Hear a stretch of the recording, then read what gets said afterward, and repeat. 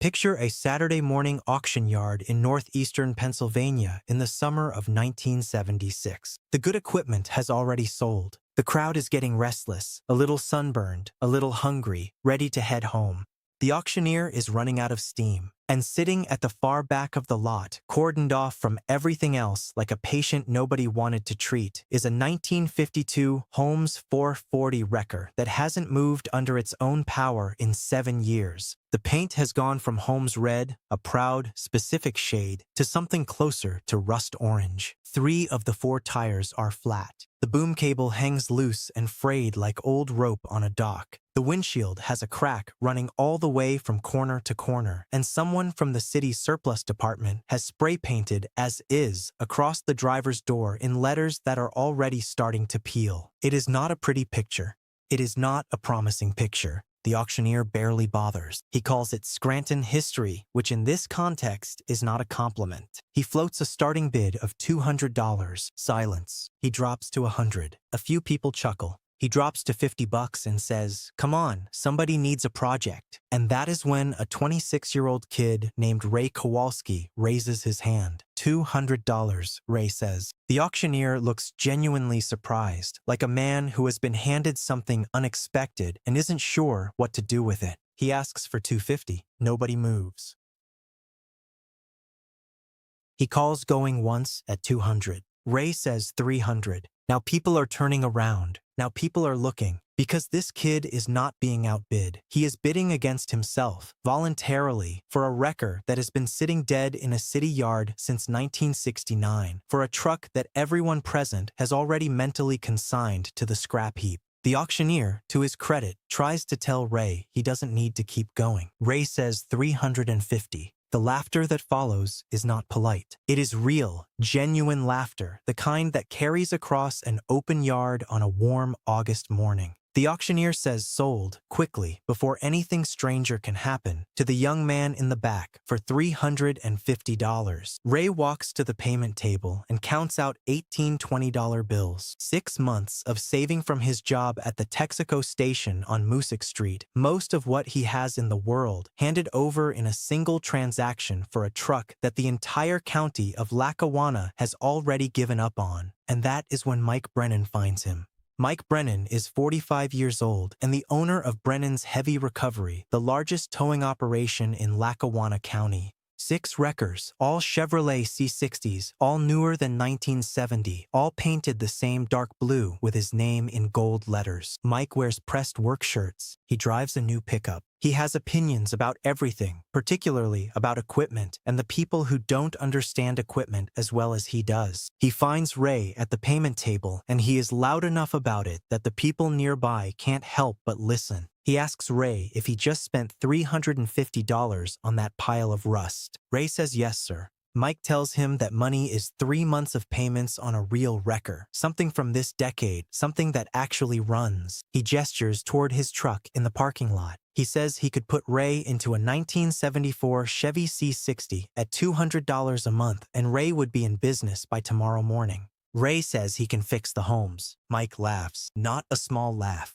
The same big laugh the rest of the auction yard heard when Ray bid against himself. He tells Ray that wrecker hasn't run since Nixon was president. The engine is probably seized. The hydraulics are shot. He'd need $2,000 in parts just to get it to start. Ray says again, quietly, that he can fix it. Mike steps a little closer. His voice shifts into something he probably thinks sounds helpful and experienced, but which comes out condescending the way advice from powerful men to younger ones often does. He tells Ray he knows his old man, good mechanic, but Ray is 26 years old, works at a gas station, and just spent his life savings on a wrecker worth maybe $100 for scrap. Ray looks at Mike's pressed shirt, his clean hands, his confident smile, and he says, "My father taught me something, Mr. Brennan. He said the worst mistake you can make is paying someone else to own your tools." Then he walks past Mike toward his purchase, leaving the most successful tow operator in the county standing there with his mouth open. Now, Before we go any further, I want to tell you who Ray Kowalski actually was, because understanding him is the only way to understand what happened over the next 19 years and what waited inside that truck the whole time. Ray grew up in South Scranton, the son of Polish immigrants. His father Stanislaw had worked at the Lackawanna steel mill for 30 years before the plant closed in 1971. After that, Stanislaw fixed cars out of his garage, anything he could do to keep food on the table, any skill he had that translated into something someone needed. Ray learned mechanics the way other kids in other neighborhoods learned baseball. By the time he was 15, he could rebuild a carburetor from scratch. By 18, he could diagnose a transmission problem by the sound it made under load. By 21, he was working at the Texaco station doing oil changes and brake jobs while saving every dollar he could scrape together because Ray had a plan. A very specific plan. He wanted to start a small towing operation. Just him, just one truck serving the neighborhood. The Polish families, the Italian families, the people who couldn't afford Brennan's rates and didn't have anyone to call when something went wrong on the road. When he heard about the county surplus auction and the old city wrecker, he saw exactly what he had been looking for. A Holmes 440 was simple. It was strong. It had been built in an era when things were engineered to last rather than to be replaced, and $350 was every cent he had saved in 6 months. He didn't hesitate. The first week nearly broke him. Ray borrowed a tow dolly and hauled the Holmes to his father's garage. It took 3 men to push it off the trailer because the wheels were locked up and the parking brake had frozen solid in the 7 years it sat. When they finally got it inside and the garage door came down and they were standing around this thing under fluorescent light, Mike Brennan's words felt less like condescension and more like prophecy. The engine was seized. 7 years of sitting had welded the pistons to the cylinder walls. The hydraulic system was full of rust and sludge so thick it barely moved. The wiring was a disaster. Frayed connections, corroded terminals, insulation that had dried and cracked and given up. The brake lines were rotted through in 3 places. Ray spent the first night just standing there, looking at it, going through the list in his head, wondering quietly whether he had done something irreversible. Then his father walked into the garage. Stanislaw walked around the truck slowly, the way a doctor walks around a patient before speaking. He ran his hand along the faded hood. He looked at his son. Then he said, in the Polish accented English Ray had grown up hearing, "You know what this is?" Ray said, "A piece of junk." Stanislaw shook his head. He said, "This is a 1952 Holmes, built in Chattanooga. I worked on these at the mill. We had 2 of them for moving heavy equipment. Simple, strong, no computers, no nonsense, no unnecessary complications." He put his palm flat on the hood. He said, "This truck will run another 50 years if you treat it right." Ray asked how to fix it. Stanislaw said, "The same way I fixed everything at the mill, one piece at a time." For the next year, that is exactly what Ray did. Evenings after his shift at the Texaco. Weekends, every spare hour he could find between sleeping and working. He pulled the engine completely and disassembled it down to individual components. He freed the seized pistons, a process that took patience and penetrating oil and more patience. He bored the cylinders, ground the valves, checked every measurement against spec. His father helped with the machine work, using tools from 30 years at the steel mill that he had kept because a man who worked with his hands never throws away tools. The hydraulics took 6 months. Ray flushed the entire system, replaced every seal he could find, rebuilt the pump from components he sourced from parts suppliers and other wrecked equipment. The boom winch on the Holmes 440 was entirely mechanical. No power assist, just gears and cable, which meant that as long as the gears were in good shape, it would work. He checked them. They were fine, strong as the day they were made.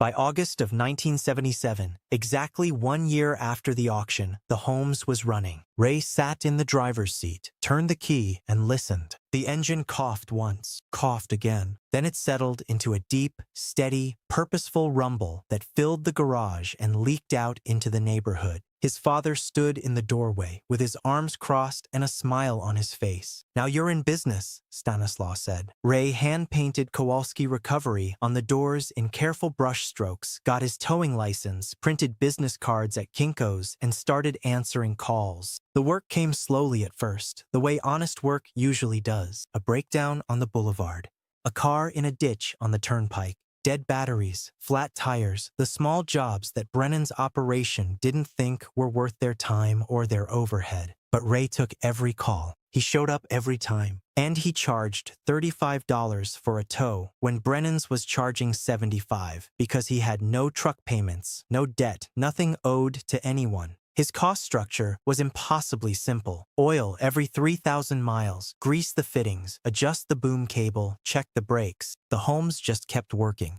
Month after month, year after year, call after call, that truck just kept doing exactly what it was built to do. Ray crossed paths with Mike Brennan occasionally over the years, at fuel stops,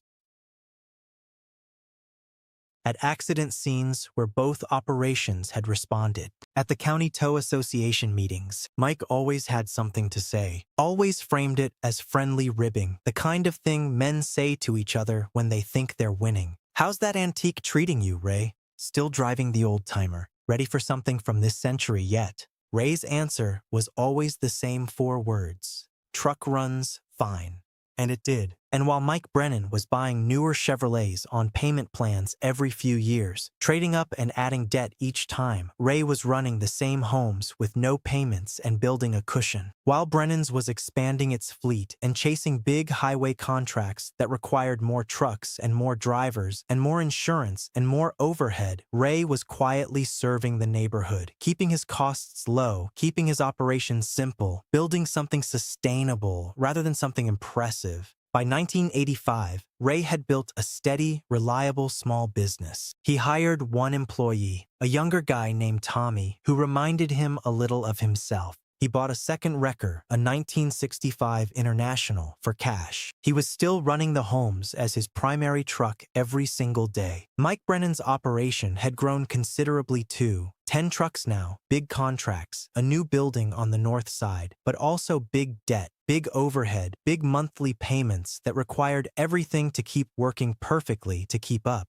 The 1980s were not kind to either of them, but they experienced that unkindness very differently. Brennan's had to fight for every contract to stay above water. Ray's had to fight for nothing because it owed nothing. By 1995, Ray had owned the homes for 19 years. The truck had 280,000 miles on it. It was part of the fabric of South Scranton. People knew the sound of its engine the way they knew the sound of familiar voices. That summer, Ray noticed the cab floor was going soft in a few spots. Rust, 19. Pennsylvania winters of road salt and snowmelt had finally eaten through the floor pan, the one thing that time and weather will always find eventually if you give them enough of it. He decided to do it right. Pull the seat, remove the old floor completely, replace the whole pan properly. He got to work, and that is when he noticed something that didn't make sense. He was measuring for the new floor pan when the numbers came out wrong. The cab was 66 inches wide on the outside, but inside, measuring from door panel to door panel, it came out to 58 inches. 8 inches of space was unaccounted for. He measured again, same result. He looked more carefully at the wall behind the driver's seat, the panel that separated the cab from the engine compartment, and it was thicker than it should be, noticeably thicker. He reached over and knocked on it with his knuckles. The left side was hollow. The right side was solid. Someone had welded a false wall into the cab of this truck, creating a hidden compartment 8 inches deep, running the full width of the cab from one side to the other. His heart started moving faster. Ray got his angle grinder and carefully cut through the welds along the bottom edge of the panel. The false wall came free. Behind it, wrapped in oilcloth and sealed inside a canvas bag, was a metal cash box. Ray set it on the garage floor and opened it. Inside was money. Old bills, nothing newer than 1968. 5s, 10s, 20s, neatly organized, carefully kept. He counted it once, then again, then a third time to be sure. $4,800. Under the money was a small notebook, a city towing log from 1950 to 1969. Every job handwritten in careful ink. Vehicle recovered. Location. Saturturs.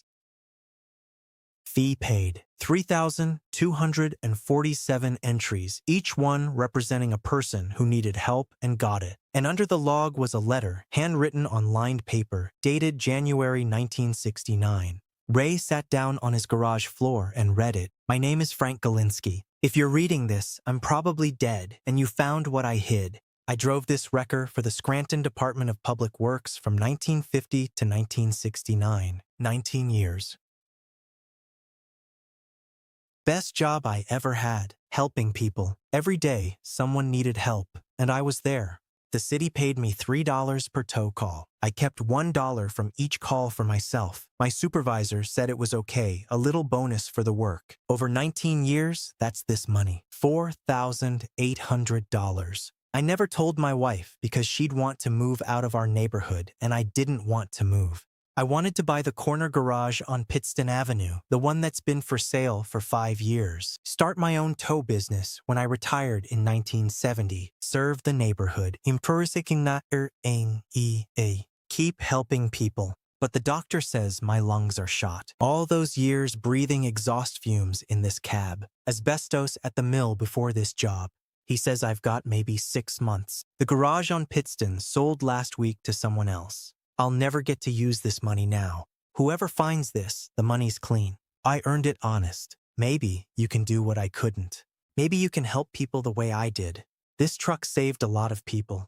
Let it keep saving. Frank Galinsky. January 12, 1969. Ray read it twice. Then he set it down on the floor of his garage and sat there with it for a long time. Let me tell you what he did next, because this is the part of the story that tells you everything about who Ray Kowalski actually was. First, he went to the county records and looked up Frank Galinsky. Frank had died on March 17, 1969, age 58, lung disease. The city had retired the homes that same month. Apparently, nobody wanted to drive a dead man's truck, and it had sat in the city garage for 7 years before being auctioned off in the summer of 1976. Which meant that for 7 years, Frank's money and Frank's letter and Frank's dream had all been sitting undisturbed in that hidden compartment, waiting for an auction, waiting for a buyer, waiting for someone who would find them. And for 19 more years after that, they had waited inside the truck Ray drove every single day without knowing any of it was there. 26 years in total. Frank's money had ridden along on over 250,000 miles of tow calls, hidden 8 inches behind the driver's seat, patient as only something inanimate can be, while the man sitting in that seat built exactly the business Frank had dreamed about building. Ray looked up Frank's family. Frank's wife, Helen, had passed away in 1982. They had one daughter, Barbara, now in her 50s, living in Wilkes-Barre. Ray picked up the phone and called her. He told her who he was. He told her what he had found, the compartment, the cash box, the log, the letter. There was a long silence on the other end of the line. Then Barbara started crying. She told Ray her father had never mentioned saving money. They had buried him, thinking he died with nothing.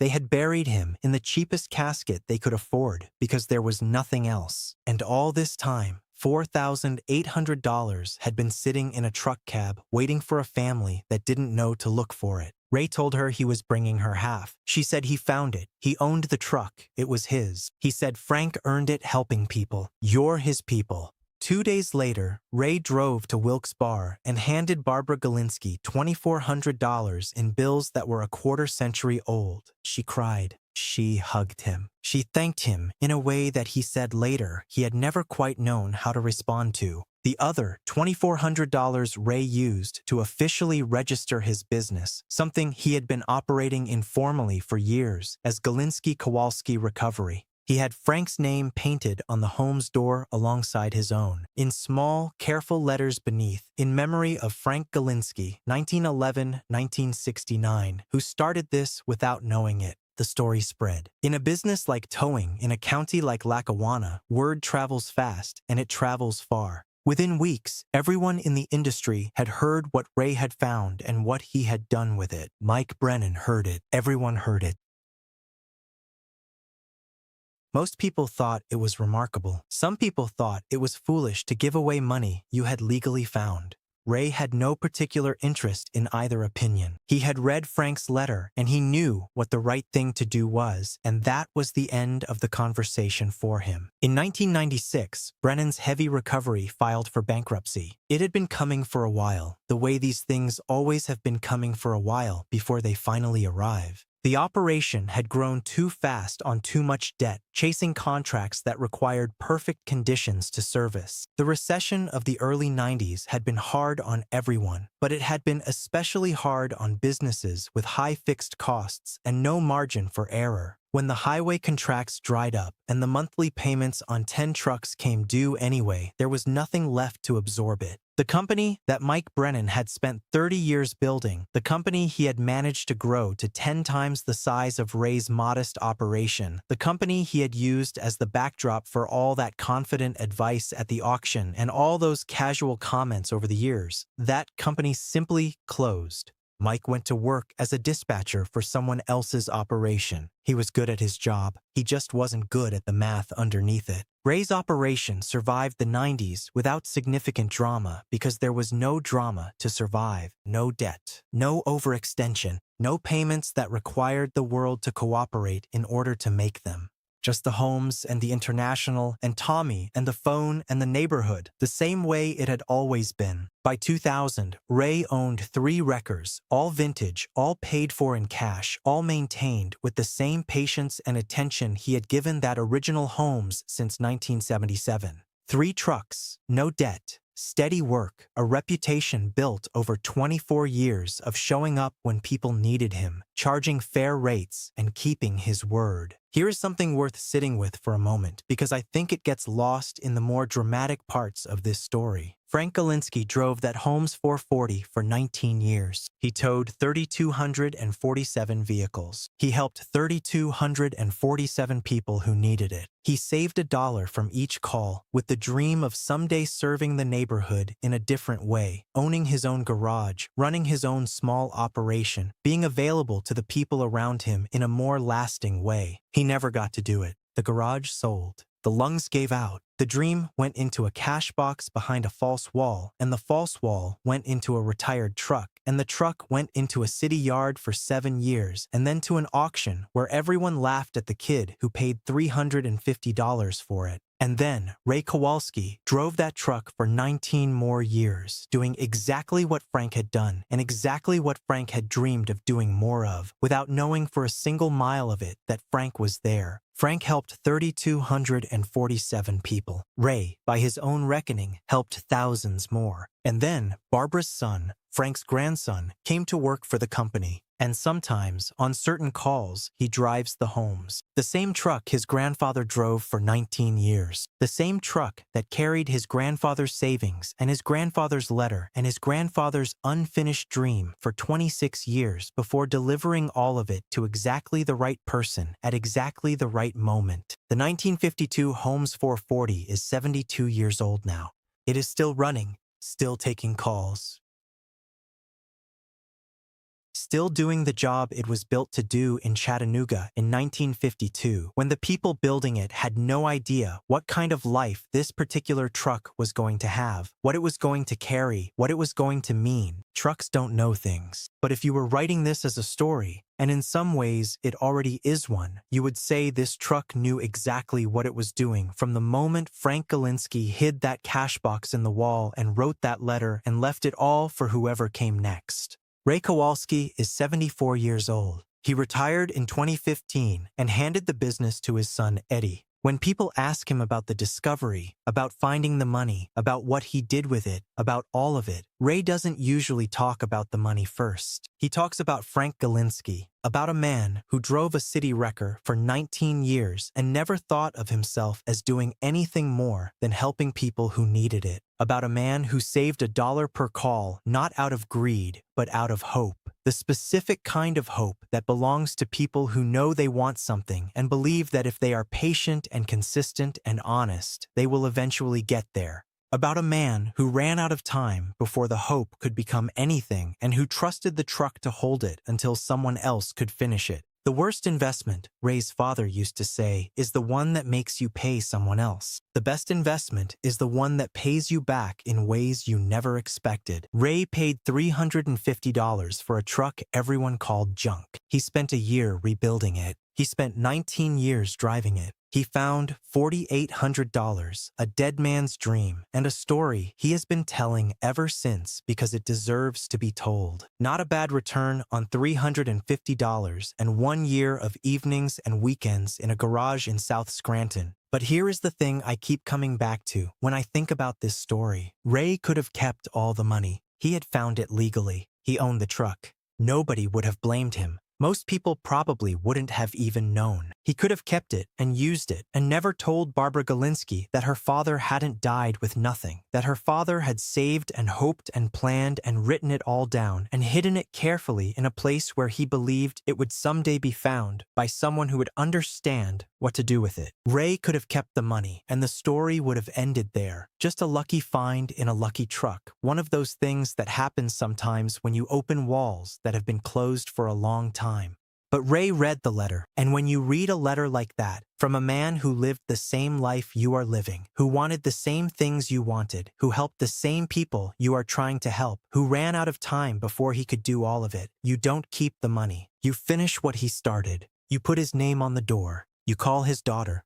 You drive to Wilkes Bar, and you hand over the bills that are older than anyone you know, and you watch her cry, and you understand that this is what the truck was always for. Not the tow calls, not the revenue, not even the survival of a small business through a recession that took out the biggest competitor in the county. All of that was just the getting there. The point was always this: one man's hope finding its way to the person who could do something with it. Frank Galinsky wanted to serve the neighborhood. He wanted to help people. He wanted to own something small and useful and his, and use it every day for something good. Ray Kowalski wanted the exact same things. They never met. Frank died 7 years before Ray ever sat in that cab. But Frank left something for Ray in the most literal possible sense. Money, a record of work, a letter, a purpose. And Ray carried it forward in the most literal possible sense. And now Frank's grandson drives the truck on certain calls. And the Holmes 440 is still running. And the name on the door still says both of them. That is not a coincidence. That is not luck exactly. That is something closer to what happens when a person lives with integrity over a long period of time. When they do honest work, charge fair prices, keep their word, take care of their tools, and stay humble enough to recognize when something is bigger than them and act accordingly. The universe, or chance, or whatever word you prefer, for the force that occasionally arranges things in ways that feel meaningful. That force tends to find people like Ray Kowalski, and when it does, it tends to give them exactly what they need to do, exactly what they were already doing, only better and further and longer than they could have done it alone. The people who laughed at the auction in 1976 don't remember that day. Why would they? It was just a funny moment at a surplus sale, a young kid bidding against himself for a dead truck. But Ray remembers. He remembers the laughter. He remembers Mike Brennan's pressed shirt and condescending smile. He remembers counting out $18 $20 bills at the payment table and walking past all of it toward a truck that everyone agreed was worthless. He doesn't remember any of that with bitterness. He remembers it with something quieter and more settled. The satisfaction of a person who made a decision that everyone around them thought was wrong and turned out to be right in ways they never could have predicted, and was right in those ways, not because of luck, but because of patience and work and the willingness to trust their own judgment when everyone else was laughing. Every time a new tow operator asks Ray for advice, and over the years many have, he tells them the same thing. Don't buy the flashiest truck. Buy the one that will still be working when the payments on the flashy one are overdue.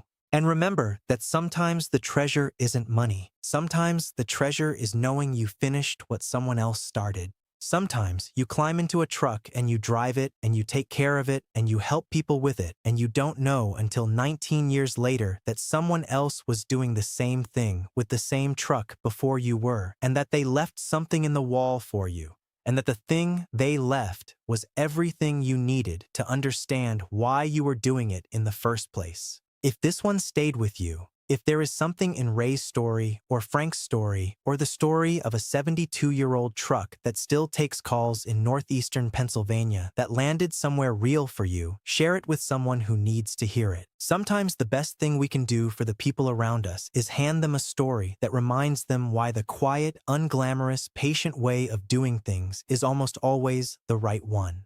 Hit like if this was worth your time, subscribe because we find stories like this every week, and drop in the comments. Have you ever found something that turned out to be far more than it appeared? Have you ever bought the thing everyone laughed at and been right in the end? I want to read what you write. See you in the next one. Or art